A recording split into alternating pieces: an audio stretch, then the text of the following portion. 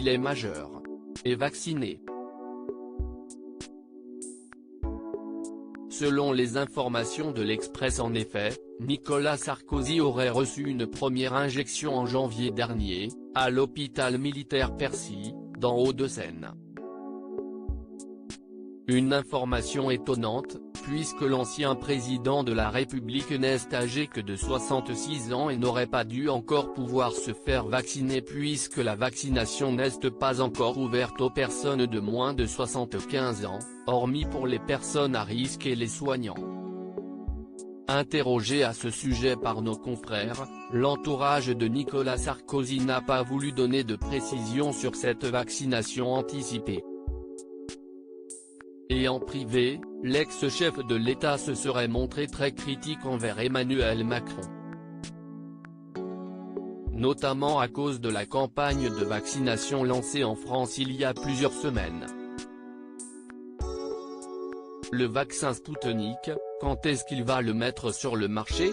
Si est cet après-midi qu'il faut signer, aurait notamment lancé Nicolas Sarkozy, au sujet du vaccin russe, qui serait efficace à plus de 91% contre les formes symptomatiques du Covid-19, mais que l'Europe rechigne à approuver.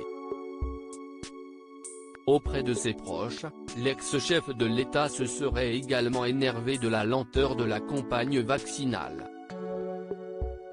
L'époux de Carla Bruni aimerait que le locataire de l'Élysée installe des vaccinodromes partout, comme il l'avait fait lors de la crise du H1N1, en 2009, vous vous rendez compte, on annule les gens pour leur deuxième injection ?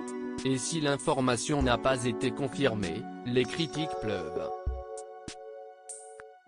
Notamment car certains voient en cette vaccination un passe-droit alors que François Hollande lui, attend toujours son tour, selon BFM TV.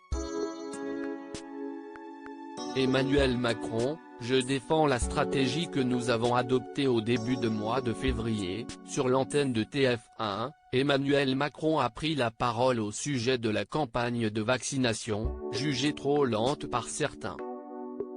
D'ici la fin de l'été, nous aurons proposé un vaccin à tous les Français adultes qui le souhaitent, a assuré le président de la République. Le chef de l'État a aussi estimé que, début mars, les 80% des pensionnaires des EHPAD qui le souhaitent, soit 500 000 personnes auront été vaccinées. Emmanuel Macron avait aussi reconnu que le rythme de vaccination peut paraître trop lent par rapport à d'autres pays qui avaient fait d'autres paris ou qui sont aussi des pays qui, comme le Royaume-Uni, sont des îles, mais je défends la stratégie que nous avons adoptée avec l'Allemagne, avec l'Union européenne, qui est précisément de vacciner en Europe.